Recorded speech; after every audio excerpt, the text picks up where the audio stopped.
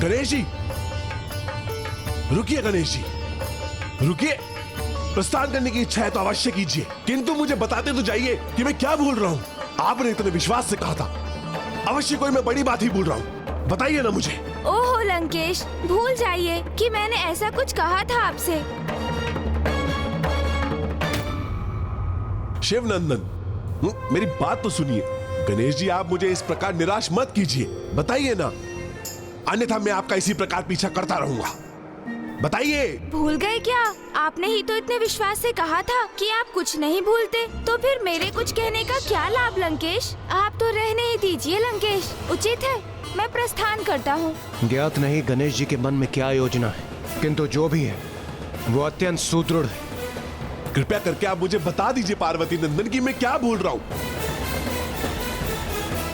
ओहो, यदि आप सत्य में ज्ञात करना ही चाहते हैं लंकेश, तो उचित है। सुनिए, जब भी अपने किसी आराध्य के श्री विग्रह को अथवा उनके चिन्ह, उनके प्रतीक को एक स्थान से दूसरे स्थान ले जाया जाता है, तो उनकी लीला का गान अथवा उनकी कथा सुनाना आवश्यक होता है लंकेश। तो प्रभु शिव की कुछ गाथाएं तो आपको भी ज्ञात होंगी ना? आप भूल रहे हैं गणेश जी, मैं दशानन परम शिव भक्त हूँ। मुझे अपने प्रभु के समस्त 19 अवतारों की कथा ज्ञात है। ओह अच्छा, प्रभु की समस्त कथाएं ज्ञात है आपको लंकेश? हाँ, मैं प्रभु का परम भक्त ऐसे नहीं कहलाता हूँ। तो फिर जब भगवान के श्री विग्रह की झांकी का आयोजन करने वाले ऋषि मुनि भी उनकी कथा सुनाने जाते हैं, तो आप तो स्वयं प्रभु शिव जी के आत्मलिंग को लिए जा रहे हैं, तो फिर आप उनकी कथा सुनाना कैसे भूल सकते हैं लंकेश? मैं ये कदापि नहीं बोला गणेश जी। मैं तो उस श्रोता को ढूंढ रहा था जिन्हें मैं शिव कथा सुना सकूं, किंतु अब वो मुझे मिल गए हैं जिन्हें वो मैं कथा सुना सकता हूँ। कौन मिल गया आपको लंकेश? किसे सुनाएंगे प्रभु की कथाएं आप? पार्वती नंदन, आप आ गए ना मेरे समक्ष। अब ये कथा मैं आपको सुनाऊंगा। अंततः मैं इनके साथ कुछ और समय रहने का उपाय तो ढूंढ सका। अब मार्ग के मध्य में उचित समय पर लंकेश को विवश कर दूंगा कि वो प्रभु के आत्मलिंग को भूमि पर रख दें और प्रभु महादेव सागर पार लंका ना जाकर यहीं भारत भूमि में स्थापित हो जाएं। और पिताश्री के जिन 19 अवतारों का उल्लेख भैया ने किया था, मुझे उनकी कथा का श्रवण करने का सौभाग्य भी प्राप्त हो जाएगा। किंतु अभी तो ये मेरी यात्रा का प्रथम चरण ही है। अब मुझे अगले चरण पर पहुंचने का भी कोई उपाय सोचना होगा। तो अब मैं इसके भय को ही अपना शस्त्र बना लेता हूँ। किस सोच विचार में डूब गए आप शिव सूत गजानन? क्या आप प्रभु के 19 अवतारों की कथा सुनने के लिए तैयार हैं? दुर्भाग्यवश मैं इस कथा का श्रवण नहीं कर सकता लंकेश। क्यों गणेश जी, क्या आपको इन कथाओं के श्रवण में कोई भी रुचि नहीं?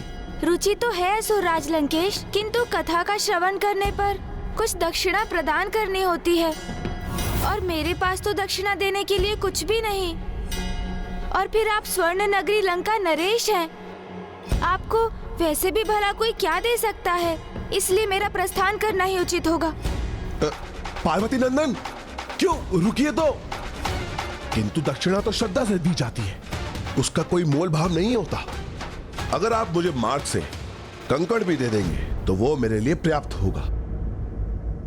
फिर तो मेरे पास कुछ ऐसा है जिसे मैं आपको दक्षिणा दे सकता हूँ और वो आपके लिए लाभकारी भी होगा लंकेश। ये देखिए, जल है मेरे पास। मार्ग में जब कथा सुनाते सुनाते आपका कंठ सूखेगा तो यही पुनः उसे तर करेगा। मुझे वचन दीजिए दशानन, मैं जब भी आपको दक्षिणा स्वरूप कलश प्रदान करूं, आप उसमें से कुछ जल अवश्य ग्रहण करेंगे।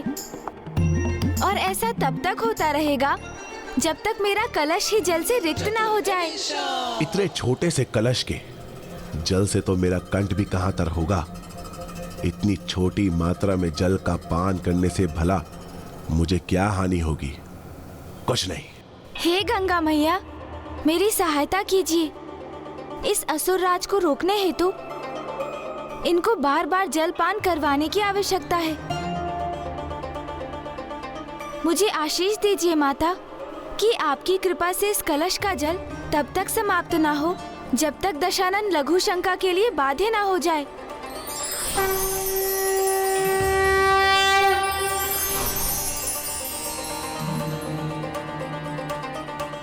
मैं वचन देता हूं, कथा के मध्य जब भी आप मुझे दक्षिणा स्वरूप ये जल देंगे, मैं उसे अस्वीकार नहीं करूंगा। प्रतीत होता है गणेश जी ने एक अत्यंत उत्तम योजना गढ़ी है। जो भी है, मैं तो आशा करता हूं कि गणेश जी अपनी युक्ति से इस चतुर असुर राज रावण को परास्त करने में सफल हो जाएं। अब आप अविलंब शिव कथा आरंभ कीजिए लंकेश, और इस अवधि के लिए यदि आप चाहें तो मैं आत्मलिंग को अपने हाथों में ले सकता हूँ। नहीं, मुझे कोई समस्या नहीं। ये आत्मलिंग मेरे हाथ में ही उचित है। तो लीजिए, थोड़ा जल ग्रहण कर लीजिए ना। शिव कथा आरंभ करने के पूर्व अपने कंठ को तो तर कर लीजिए।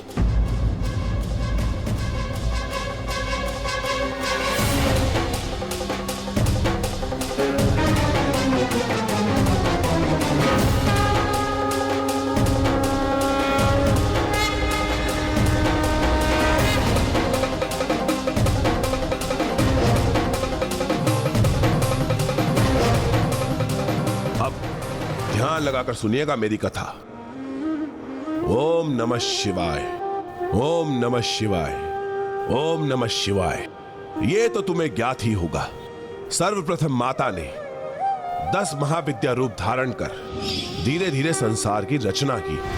माता ने जीवन हेतु सृष्टि का निर्माण तो कर दिया, किंतु जिस प्रकार शरीर में आत्मा का वास उसे सजीव करता है, एक भवन में जीवन की सकारात्मक ऊर्जा के संचार से ग्रह बनता है, उसी प्रकार सृष्टि को जीवन योग्य मेरे प्रभु महादेव शिव शंकर भोले ने बनाया।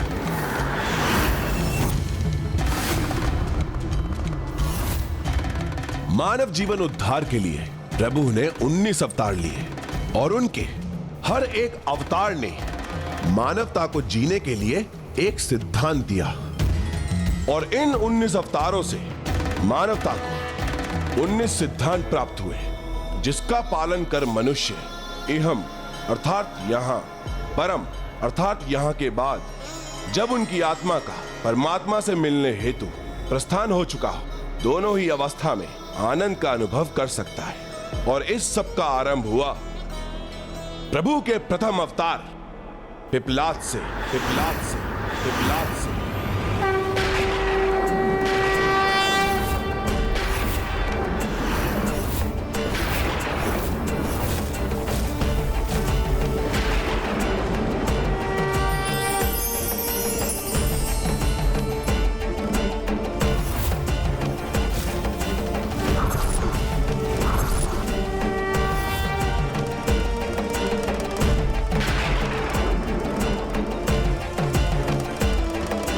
महादेव के प्रथम अवतार श्री पिपलाद जी की कथा सुनाने के लिए मुझे और भी पीछे जाना होगा, किंतु सर्वप्रथम शनिदेव की जन्म कथा सुननी होगी आपको। प्रभु महादेव के लिए पिपलाद अवतार लेने के पीछे शनिदेव की विशेष भूमिका रही है, क्योंकि कर्मफल दाता शनिदेव का जब दंड विधान एक अबोध बालक के लिए भी उसी प्रकार अत्यंत कठोर और सख्त बना रहा, तो फिर महादेव का प्रभु पिपलाद के रूप में अवतरित होना अनिवार्य हो गया।